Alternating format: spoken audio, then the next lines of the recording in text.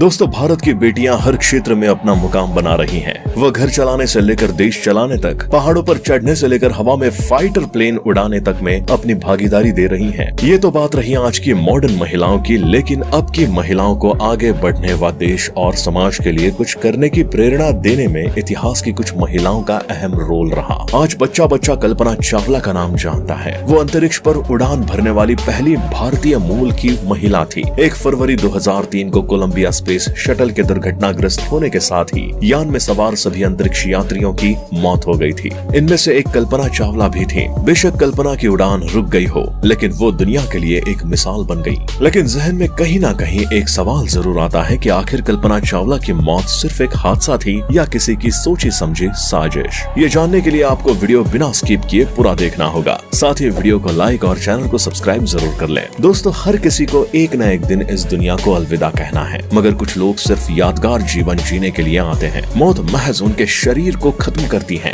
यादों में वे हमेशा जिंदा रहते हैं। कुछ ऐसी ही है हरियाणा के एक छोटे से शहर से निकलकर अंतरिक्ष की दुनिया तक पहुंची कल्पना चावला की कहानी। चावला का जन्म हरियाणा के करनाल शहर में 17 मार्च 1962 को हुआ था। उनके पिता का नाम बनारसी लाल चावला और माता का नाम संजयोती है। कल्पना अपने परिवार में 4 भाई बहनों में सबसे छोटी थी। कल्पना की प्रारंभिक शिक्षा करनाल के टैगोर बाल निकेतन सीनियर सेकेंडरी स्कूल में हुई। स्कूल के वक्त किसी ने ये नहीं सोचा होगा कि ये लड़की आगे चलकर स्पेस की सैर करेगी। स्कूल में जब ड्राइंग बनाने की बारी आती, सारे बच्चे वही पहाड़ नदी के चित्र बनाते, लेकिन कल्पना उन पहाड़ों और नदियों के ऊपर हवाई जहाज का चित्र बना देती। क्लास की दीवारों पर भी एक झटके में इंडिया का जियोग्राफिकल मैप बना देती थी। शुरुआत से ही साइंस की तरफ झुकाव था। गर्मियों में जब परिवार के लोग छत पर सोते थे, छोटी कल्पना रात में जागती और सितारों को देखती रहती। बचपन से ही उन्हें एरोनॉटिक इंजीनियर बनने का शौक था। उनके पिता उन्हें डॉक्टर या शिक्षिका बनाना चाहते थे, पर कल्पना बचपन से ही अंतरिक्ष में सैर करने की कल्पना किया करती थी।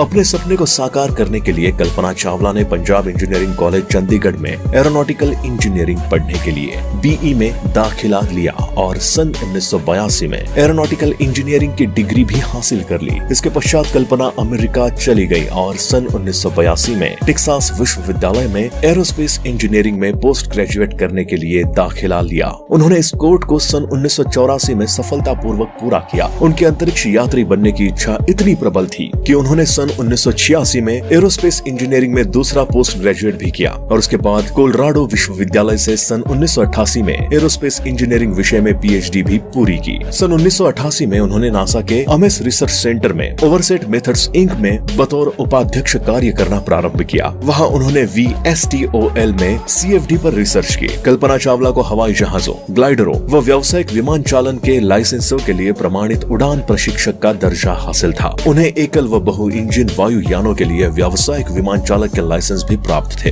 सन 1991 में कल्पना चावला ने अमेरिका की नागरिकता हासिल कर ली और नासा एस्ट्रोनॉट कॉर्प के लिए आवेदन कर दिया। मार्च 1995 में उन्होंने नासा एस्ट्रोनॉट कॉर्प ज्वाइन कर लिया और उन्हें सन 1996 में पहली उड़ान के लिए चुना गया। उनकी पहली उड़ान अंतरिक्ष यान कोलंबिया में 19 नवंबर 1997 को प्रारंभ हुई। इस अंतरिक्ष यात्रा के दौरान कल्पना चावला समेत दल में कुल 6 सदस्य थे। इसके उड़ान के साथ वे अंतरिक्ष यात्रा करने वाली पहली भारतीय महिला बन गई। इससे पहले भारत के राकेश शर्मा ने सन 1984 में अंतरिक्ष की यात्रा की थी। अपनी पहली उड़ान में कल्पना चावला ने लगभग 1 करोड़ मील की यात्रा की, जो पृथ्वी के लगभग 252 चक्कर के बराबर था। उन्होंने कुल 372 घंटे अंतरिक्ष में बिताए। इस यात्रा के दौरान उन्हें स्पार्टन उपग्रह को स्थापित करने की जिम्मेदारी सौंपी गई थी, पर इस उपग्रह ने ठीक से कार्य नहीं किया, जिसके स्वरूप इस उपग्रह को पकड़ने के लिए 2 अंतरिक्ष यात्रियों विस्टन स्कॉट और तकाओ दोई को अंतरिक्ष वॉक करना पड़ा। इस गड़बड़ी की वजह जानने के लिए नासा ने 5 महीने तक जांच की, जिसके बाद ये पाया गया कि ये गड़बड़ी कल्पना की वजह से नहीं, बल्कि सॉफ्टवेयर इंटरफेस और फ्लाइट क्रू और ग्राउंड कंट्रोल की कार्यप्रणाली में खामियों की वजह से हुई थी। उनकी पहली अंतरिक्ष यात्रा के बाद इससे जुड़ी गतिविधियां पूरी करने के बाद कल्पना चावला को एस्ट्रोनॉट कार्यालय में स्पेस स्टेशन पर कार्य करने की तकनीकी जिम्मेदारी सौंपी गई। सन 2002 में कल्पना को उनके दूसरे अंतरिक्ष उड़ान के लिए चुना गया। उन्हें कोलंबिया अंतरिक्ष यान के STS-107 उड़ान के दल में शामिल किया गया। कुछ तकनीकी और अन्य कारणों से यह अभियान लगातार पीछे सरकता रहा और फिर 16 जनवरी 2003 को कल्पना ने कोलंबिया पर चढ़कर STS 107 मिशन का आरंभ किया।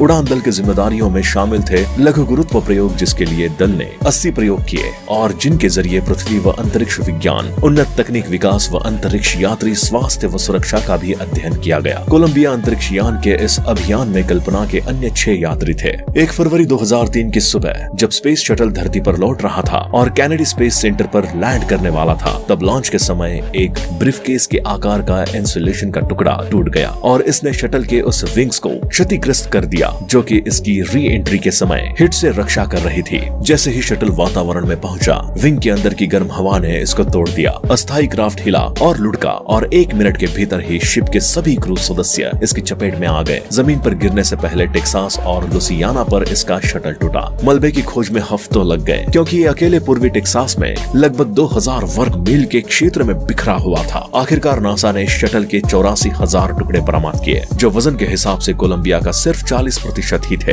इन्हीं 84,000 टुकड़ों में कल्पना और उनके बाकी साथियों के अवशेष भी थे, जिनकी पहचान डीएनए से की गई थी। और इसी के साथ भारत की पहली महिला अंतरिक्ष यात्री कल्पना चावला की दूसरी अंतरिक्ष यात्रा ही उनकी अंतिम यात्रा साबित हुई। यह दुर्घटना 1986 में शटल चैलेंजर में हुए विस्फोट के बाद स्पेस शटल प्रोग्राम के लिए दूसरी बड़ी दुर्घटना थी। ये घटना सिर्फ नासा ही नहीं बल्कि संपूर्ण विश्व के लिए एक दर्दनाक घटना थी। हालांकि मिशन कोलंबिया के प्रोग्राम मैनेजर वेन हेल ने साल 2013 में कहा था कि जब विंग टूट गया था तभी नासा के साइंटिस्ट को पता चल गया था कि अब कल्पना और बाकी क्रू की जिंदगी वापसी नहीं हो सकती। वो नहीं चाहते थे कि क्रू अपने आखिरी दिन घुट घुट कर जिए, इसलिए उन्होंने बेहतर यही समझा कि हादसे का शिकार होने तक वो लोग खुश रहें। वेन हेल के मुताबिक अगर अंतरिक्ष यात्रियों को इसकी जानकारी होती तो भी वो कुछ नहीं कर सकते थे। हद से हद ऑक्सीजन खत्म होने तक वो अंतरिक्ष का चक्कर लगा सकते थे। ऑक्सीजन खत्म होने पर वैसे ही जान चली जाती। वेन हेल के इस बयान पर नासा ने कोई कमेंट नहीं किया था, जबकि कल्पना के पिता ने इसे खारिज कर दिया था। पहले और दूसरे स्पेस मिशन को मिलाकर कल्पना ने स्पेस में कुल 30 दिन 14 घंटे और 54 मिनट बिताए थे।